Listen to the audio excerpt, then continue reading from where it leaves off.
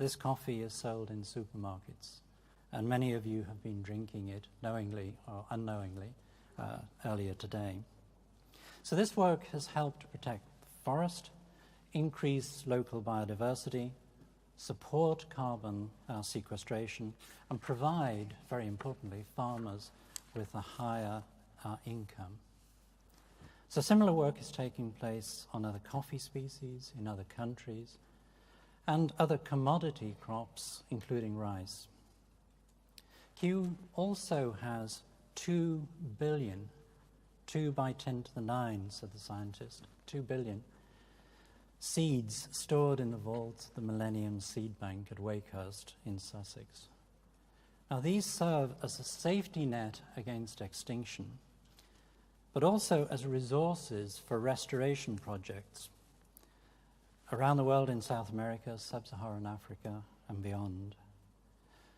And our scientists also work with partners to identify genetic resources within the seed bank to provide resilience to crop and other plant species, to climate change, drought, pests, and disease.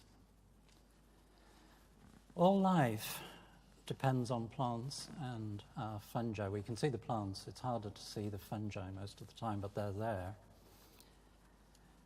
And plants and fungi also provide critical ecosystem services, especially for carbon sequestration. But reaching net zero by 2020, or indeed to achieve 30-30, won't be possible without working with nature. And at the current rates of biodiversity loss, we risk losing many of nature's secrets before we've even unlocked them. And with that, we also lose ways of mitigating and adapting to climate change and preventing further biodiversity loss. The need for concerted global action has never been greater. And to quote Sir David Attenborough, a former trustee and a valued friend of Kew, what we do now and in the next few years will profoundly affect the next few thousand years. And now, with that thought, please let me welcome the Secretary of State for the Foreign, Commonwealth and Development Office, the Right Honourable David Lammy.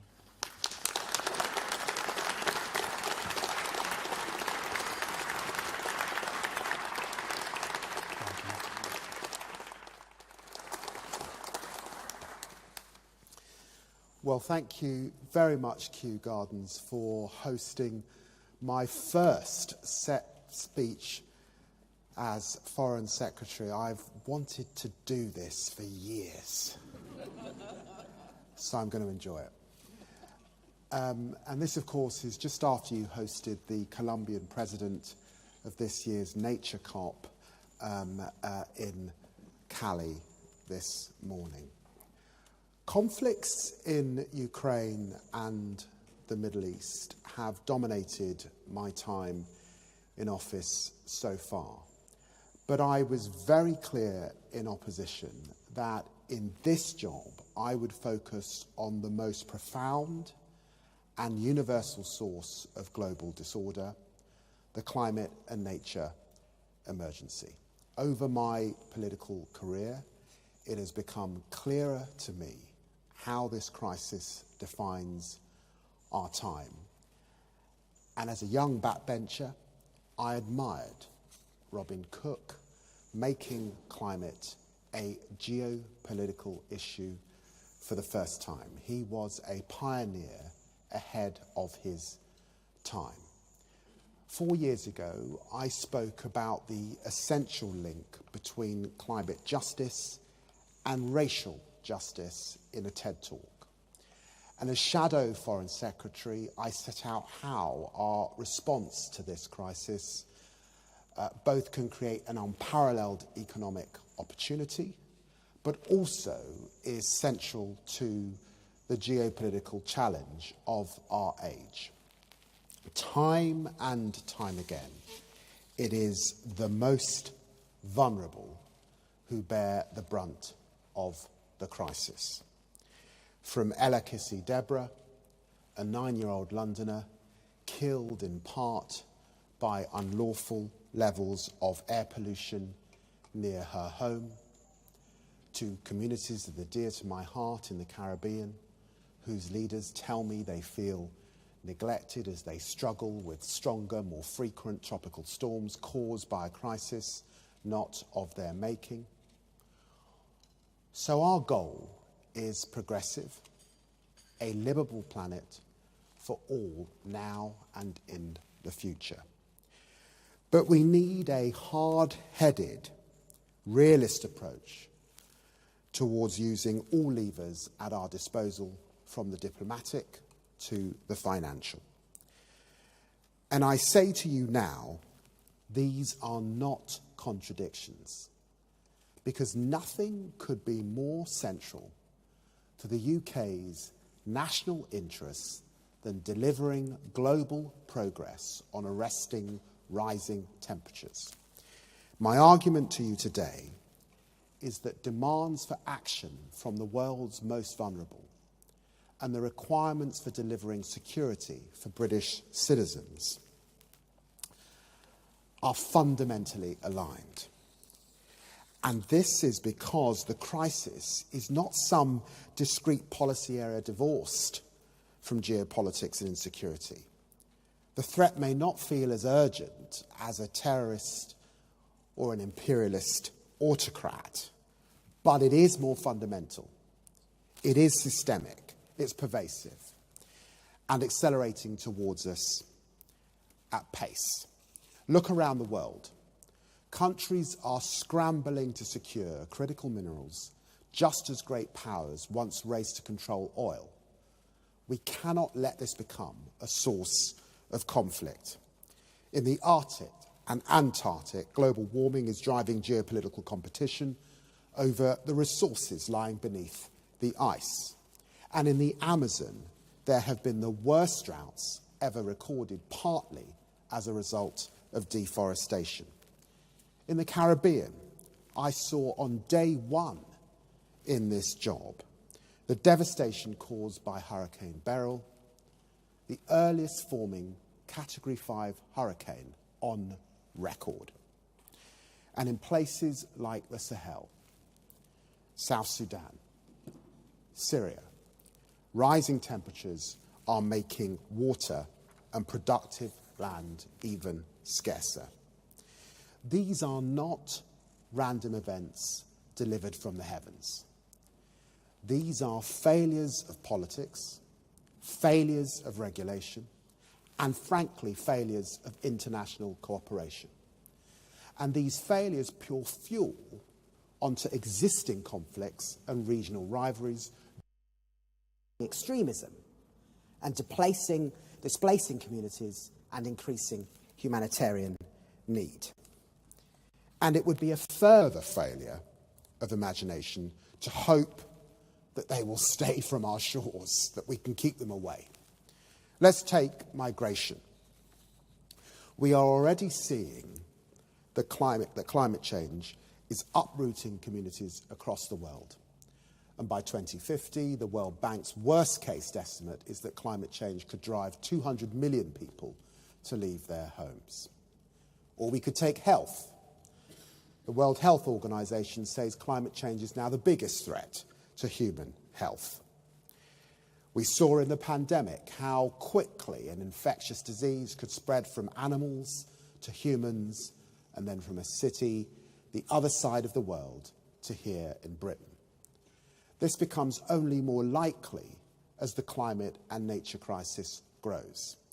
And this crisis threatens the things we take most for granted, from the food that we eat to the air that we breathe. But despite all of this, there remains a tendency for climate and nature policy to end up siloed. Too often it's felt the preserve of experts and campaigners, fluent in sometimes the impenetrable dialect of COPs, but distant from others working on foreign policy and on national security. And that has to change. Don't get me wrong, We absolutely need campaigners like those in this room or experts like those working here at Kew, and I'm grateful to them all. But today I'm committing to you that while I am Foreign Secretary, action on the climate and nature crisis will be central to all that the Foreign Office does. This is critical given the scale of the threat, but also the scale of the opportunity, the chance to achieve clean and secure energy, lower bills, and drive growth for the UK, and to preserve the natural world around us on which all prosperity ultimately depends. The truth is that in the last few years, something went badly wrong. Badly wrong in our national debate on climate change and net zero. I take no pleasure in saying that. From the high point of bipartisan consensus at COP26, net zero became, under the Tories, a battleground of the worst type of narrow-minded Westminster tactical warfare. We've seen in the Inflation Reduction Act in the United States, in the Green Deal in the European Union, and the accelerating transition in China, foreign policy, economic, and industrial policy are increasingly intertwined. But while others embedded climate geopolitics in their foreign policy, the last government frittered away the currency we'd accumulated in the past. They became climate dinosaurs, crashing offshore wind, blocking onshore wind, moving the goalposts on electric vehicle targets, doubling down on oil and gas, leaving British wildlife in crisis, our biodiversity declining at an unprecedented rate, our precious national parks in decline, our rivers, lakes and seas awash with toxic sewage. Blind to the opportunities of the energy transition, a fossil fuel government in a renewable age.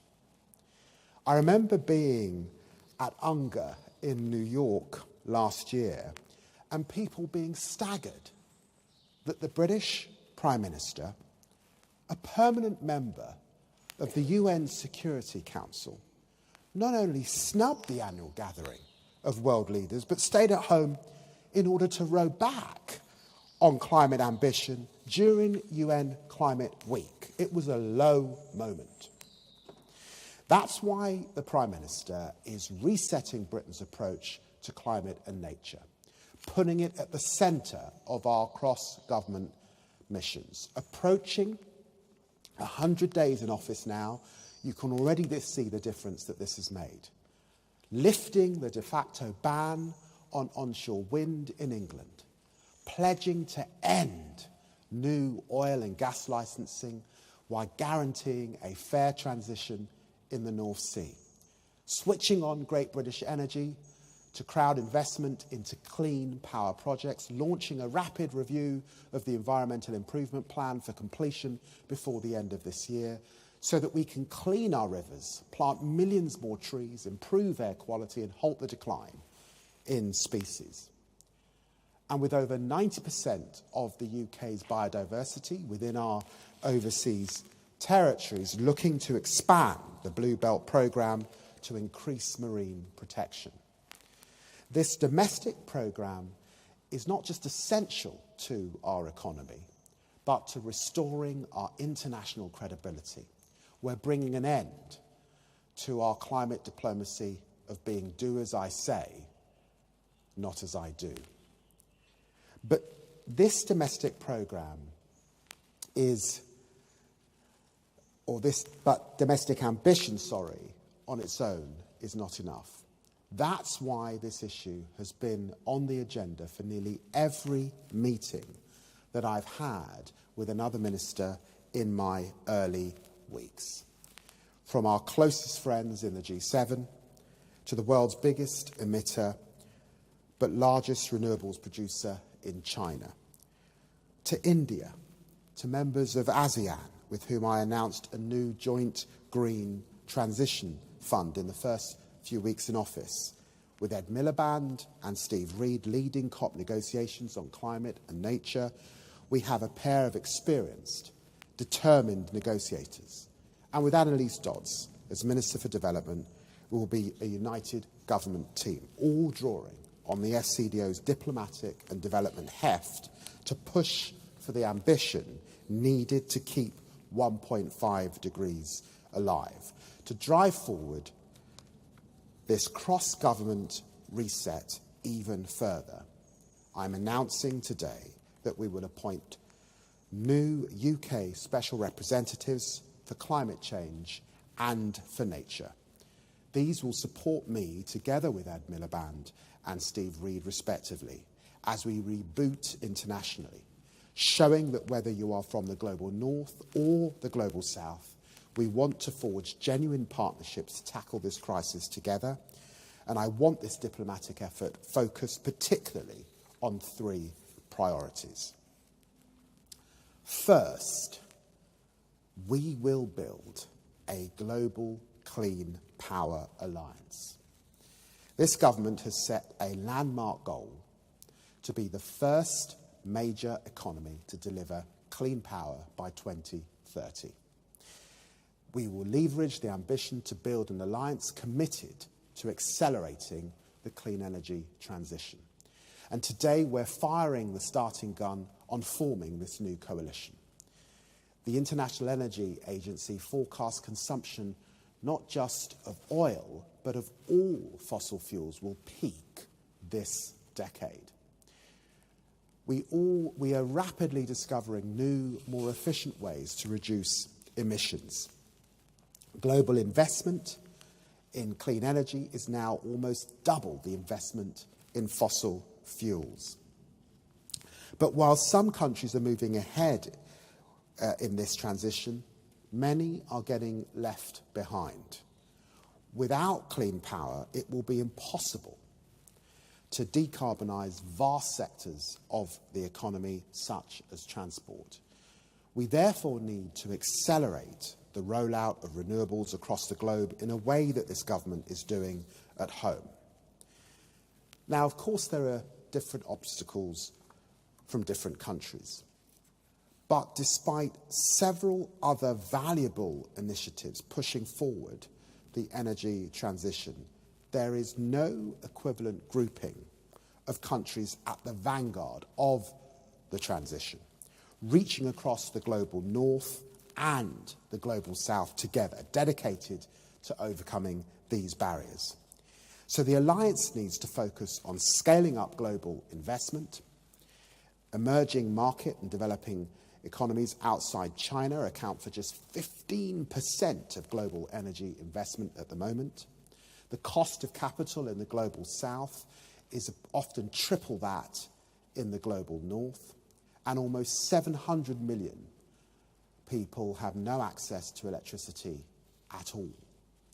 We must unlock global finance on a far, far larger scale so we can back ambitious plans from those moving away from fossil fuels, as Annalise Dodds has just been doing in Jakarta, discussing Indonesia's Just Energy Transition Partnership, and close and clean power gap by helping more countries to leapfrog fossil fuels to renewable power systems.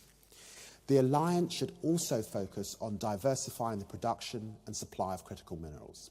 Copper, cobalt, lithium, nickel, the lifeblood of the new economy. We need to bring these commodities to market faster while avoiding the mistakes of the past by helping developing countries to secure economic benefits while promoting the highest environmental standards for mineral extraction. The alliance could inject impetus into expanding grids and storage as well. The IEA assesses that the world needs to add or refurbish the equivalent of the entire existing grid by 2040. And we're working on a global energy storage pledge at COP29. We have to plug the gaps in meeting these targets. Finally, the Alliance can increase deployment of innovative clean energy. There's a huge demand for affordable clean technologies, from green hydrogen to sustainable cooking and cooling. And we've got to progress commercialisation of the tech with the greatest potential. And we will take a phased and inclusive approach to building the Alliance, listening to those leading the way on clean power and those who share our ambitions. But the shared goal is clear: making net zero power a reality everywhere. Second, we must unlock much, much more climate and nature finance. This is critical to my progressive realist approach to the crisis. Tackling the crisis requires global consensus that is the principle at the heart of the COP process. And we can only reach a consensus by heeding others' concerns as well as our own. As I know all too well, countries of the global south suffered great injustices in the past. But I've heard repeatedly our partners' frustrations at the unfairness of the global system today, particularly how difficult it is for them to get international climate finance. My good friend Mia Motley argues so powerfully that the problem is systemic. And for example, in Africa, which is clearly on the climate frontline on any analysis, natural disasters alone have affected 400 million Africans this century. Yet Africa receives just over 3% of climate finance flows, and debt servicing alone averages 10% of the whole continent's GDP. Change is critical if we're serious. There is no pathway to countries' development aspirations without climate resilience, action on the nature crisis, and access to clean energy, and no pathway to a sustainable future without development that leaves no one behind. I applaud the Brazilians for leading on this agenda. The agreement on loss and damage at the last COP was an inspiring example of what the world can achieve by working together. That was the same spirit in which developed countries committed in 2009 to $100 billion a year in international climate finance. But the reality is that the British contribution to this target was a promise which the Tories casually made, but for which they did not have a plan. In contrast, my focus is on how we can actually deliver that promise, given the dire financial inheritance from the last government. Ahead of the spending review, we're carefully reviewing our plans to do so. And at the same time, we're pushing for an ambitious new climate finance goal focused on developing countries at COP29 in November, because that is the right thing to do.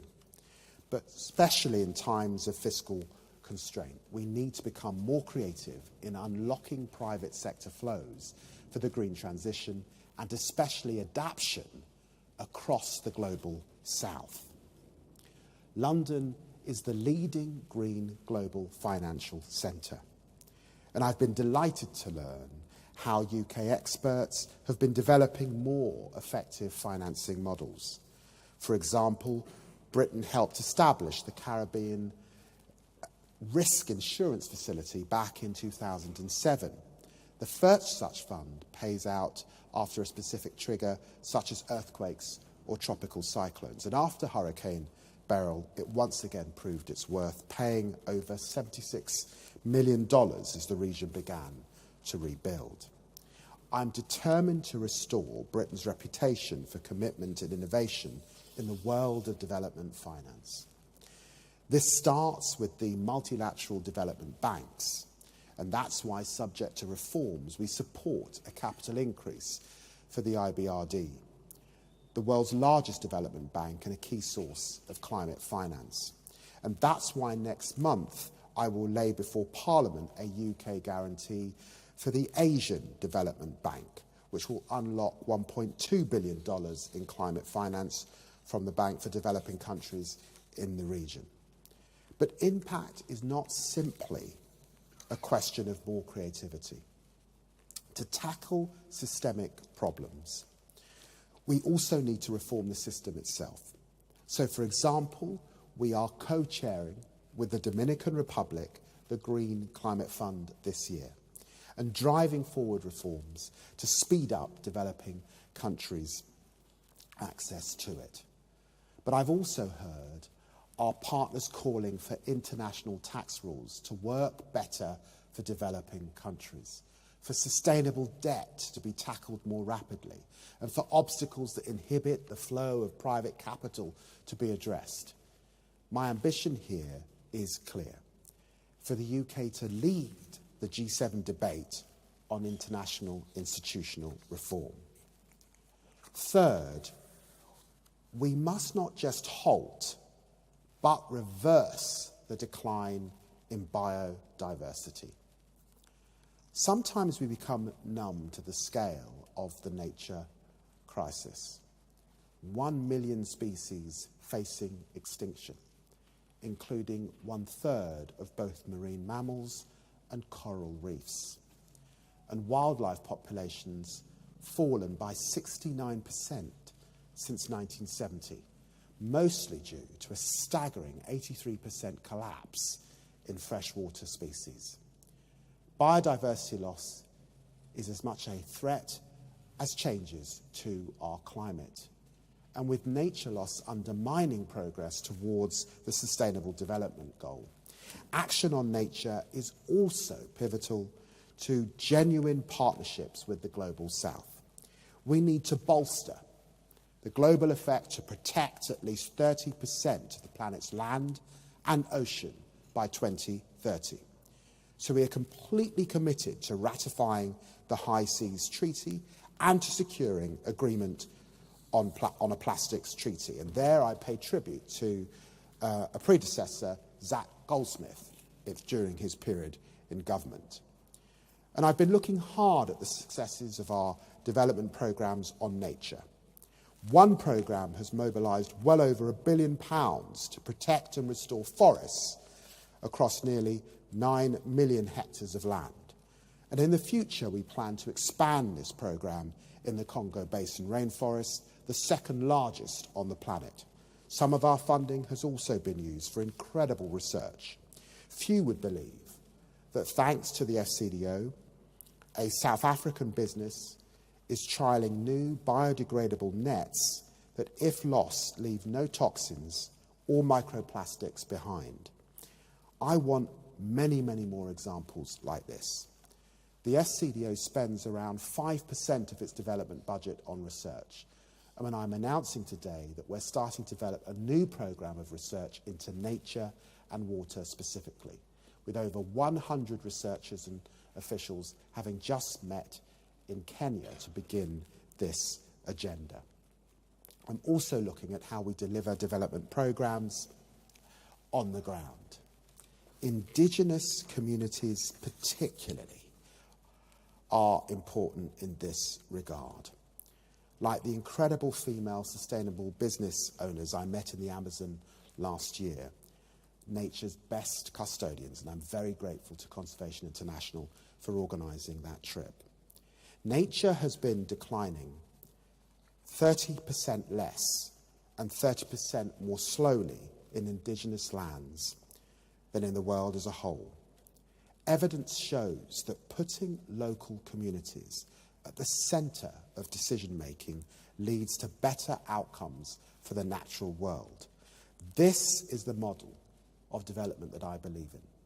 A modernised approach to development this government will be implementing. The spirit of partnership, not paternalism, in action. For me, this is deeply personal. Far from here, in Guyana's rainforests, lie Sophia Point. I established this small conservation centre 5 years ago with my wife in one of the last unspoilt biodiversity hotspots in the world. It was fascinating and a huge privilege for me to discuss this with Sir David Attenborough last week and hear his reminiscence of visiting Guyana, the same rainforest, as a young man. I told Sir David that his first book, Zoo Quest for Guyana, which came out in 1956, which was the year that my father emigrated here to Britain. In fact, my father used to bring me to Kew Gardens. I mean, I look back, he's now not alive, so I can't ask him, but I now realise that the reason he brought me here was to somehow be in touch with Guyana and those rainforests. And we discussed how Sir David's work and that of Sophia Point is rooted in a concept common to indigenous people of that part of South America, and many farmers and others in Britain and around the globe. Stewardship of the natural world. We have both an interest and a responsibility to maintain a livable planet for ourselves and for future generations. That is our goal. Ultimately, there will be no global stability without climate stability, and there will be no climate stability without a more equal partnership between the global north and the global south. For Britain to play its part, we must reset here at home and we must reconnect abroad. And that is what this government will deliver, so that together we can build a better future for all. Thank you very much indeed.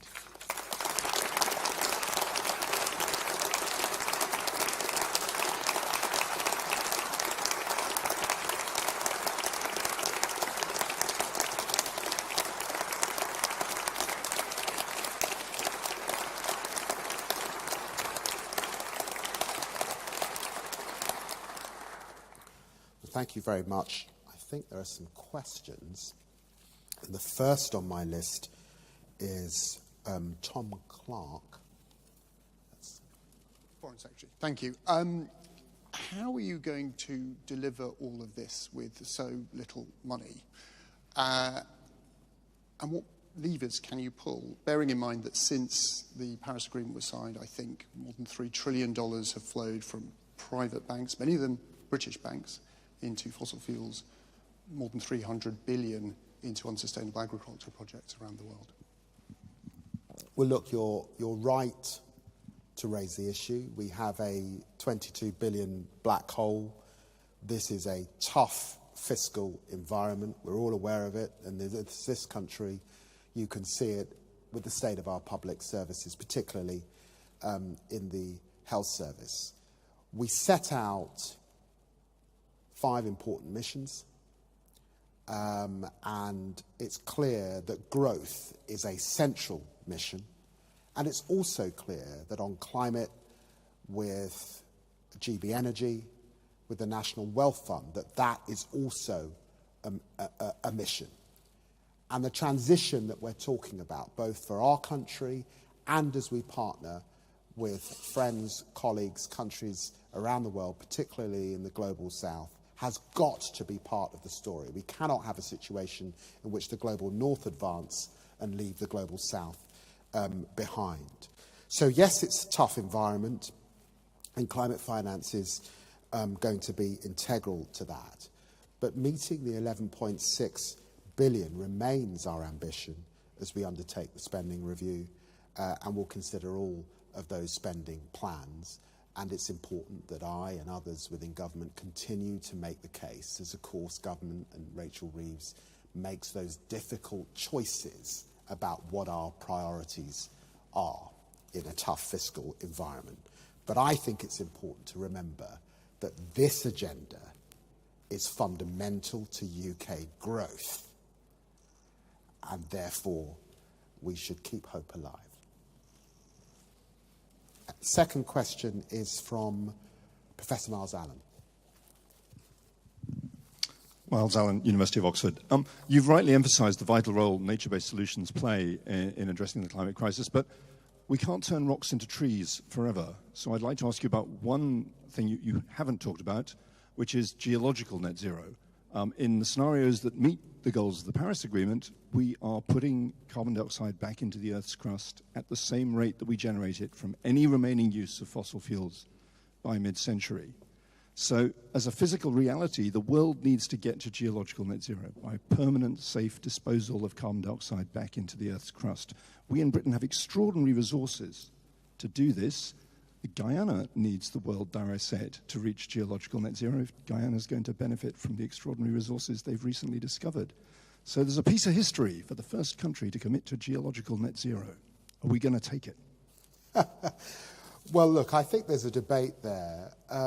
My own view is to focus on the fact that it is a transition. I think against that transition, there is a role for carbon capture alongside all of that we want to do on renewables, particularly hydrogen's important as well. So we've got to get the balance right. But the point is you're transitioning away. So I hear what you say about geological net zero. That wasn't in my speech. I'll reflect on it, but I am conscious that we're in a transition and that's important to hold on to. The next question is Joe Lowe. Hello, Joe Lowe from Climate Home News. You mentioned the NCQG talks. A lot of negotiators from developing countries have expressed frustration that developed countries haven't started talking about the quantum, the actual amount. Do you have any thoughts on what the amount should be, or at least when the UK will start putting forward proposals on that? One of the words I've used in my speech today, and that I'd want to emphasise, is ambition. And I recognise the disjunct between rhetoric sometimes in the global north and the real pressing needs that exist in the global south as they look to see, is that rhetoric going to be actually matched with funds? So I want us to hold on to ambition here in the UK. And I talked about the connection geopolitically and why this is important. As I look around the world, particularly in democracies, there are some democracies, depending on where their elections go, who might move away from this agenda, which is why it's so important that we here in the UK now look to have stability, I hope for at least a decade on this agenda, and get back our climate leadership position. So I recognise what is being said, and I certainly feel very strongly about small island developing states particularly, who are on the front line and are disproportionately affected by the crisis that we're obviously all here to discuss. Let's be ambitious as we head particularly to COP29, which is focused on those developing countries. I can't make announcements here because if I did, I'd go back to a storm with Rachel Reeves. And for all the reasons I've discussed, I'm not prepared to do that, but the point you make is a sound one. Then we've got Ed Davey, I think it is. Thank you, Foreign Secretary. That was incredibly inspiring. Ed Davey, WRI. I'd like to start by saying I think your dad, if he were here, would be incredibly proud to see his son speaking in this way here. You're going to make me emotional. That's a very good start. But Foreign Secretary, I hesitate to come back to money, but there was this incredible time when Britain really led the world on 0.7, under a Labour government, actually. And we know it's been difficult. And at some point, we believe we lost the British public on 0.7. But my colleague, Mozam Malik, who many of you know, has articulated recently that if Britain could come back to 0.7 or a commitment to it by 2030, and if 10 other countries could do the same, suddenly we really could unlock a global trust again and a kind of global agreement around the kind of finance that needed on SDGs and 2030. So I'm wondering whether you feel in the geopolitics of the moment that you could persuade your cabinet colleagues and the government and the British people to get back towards that kind of goal by 2030. Thank you. Well, I think it's a really good question, and Mozan Malak is right to be challenging us to be ambitious once again in our objectives. And, I feel very, very proud to have been part of Tony Blair and Gordon Brown's government. I think back also to campaigns like Jubilee 2000 that really challenged the world on debt. At that time, it depresses me hugely that those questions, particularly of debt, still hang over so much of the global south, even though, of course, the nature of that debt in the countries and private institutions to whom the debt is owed has changed a bit over the last 20, 25 years. But it connects to a theme of my speech, because what I wanted to do was what was always frustrated me. There are two things that frustrate me in the climate emergency debate. One is the way that the climate crisis and breakdown becomes siloed as a sort of separate thing that is a theme within politics but isn't actually at the centre of the political. And that's why I'm absolutely clear I'm centring this in security issues. So it is actually fundamental to the work of a Foreign Office like our own. And the other thing is that we here in Europe particularly lose the language of climate justice and of fairness, which should underpin this agenda. And I say that because, and I referred to this in my TED talk, for me, climate is not just the preserve of experts, scientists, and temperature debate.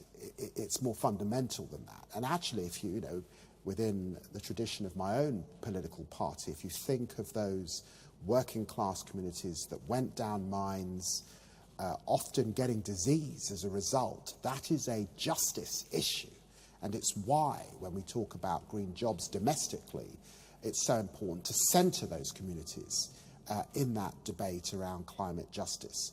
Well, in the end, the part of the reason that the funding has not been there is because climate has driven a migration crisis, and we've ended up in this place where we made a choice to spend development aid on housing people across the country and having a huge accommodation and hotel bill as a consequence. That was a choice. We are absolutely determined to turn that system around. It's not going to be something that we can do overnight, but the indication is that we want to get back to that 0.7 as quickly as possible. And of course, that's a discussion that I'm continuing to have with colleagues in the Treasuries. Thank you very much for the question. I think we'll end there. Thank you very, very much. Oh, there's one more. Thank you, Foreign Secretary. I'll grab the mic. Rob Merrick on the development website, DevX. Can I just ask you, this is my first chance to do so, about the wider development policy? You've expressed an intention to for further integration between development and diplomacy within FCDO. And Labour obviously have said very different things in opposition.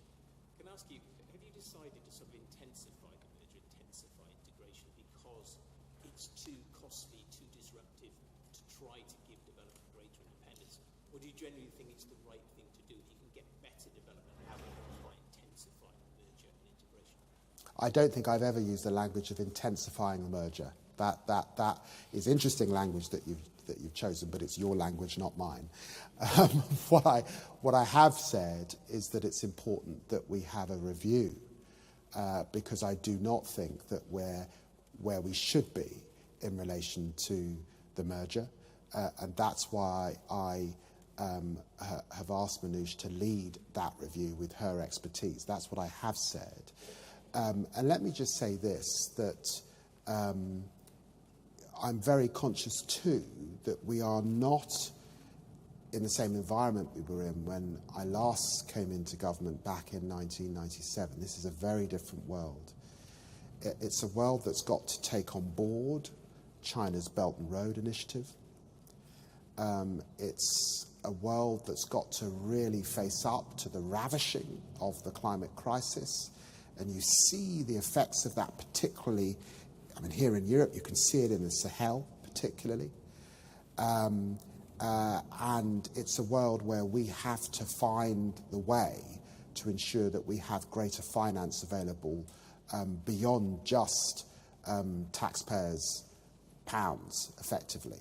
So in that changed environment, it's hugely important that we do the work to make sure that the UK gets back its leadership role in this area. But it will be a different leadership mix to the leadership mix it was in 1997. And I've set out a substantial part of my speech explaining why that is the case. Thank you. Thank you very much.